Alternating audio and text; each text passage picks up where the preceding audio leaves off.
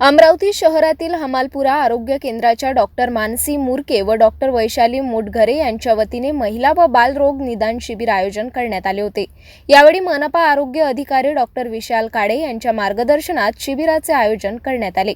कार्यक्रमाचे अध्यक्ष doctor Rupesh Khadse, doctor Atish Pawar, doctor Kaustubh Deshmukh, doctor Om Patghar, doctor Anurag Khapri, doctor Madhuri Bhattad, doctor Manoj Chendke आदींची उपस्थिती राहिली। यावेळी रोग निदान शिबिरात दंत तपासणी, महिलांच्या आरोग्य तपासणी, मनोविकार तपासणी, क्षयरोग तपासणी, सिकल सेल तपासणी, ब्लड प्रेशर, शुगर तपासणी, त्वचारोग तपासणी अशा विविध प्रकारच्या मोफत तपासण्या करून औषध उपचार देण्यात आले।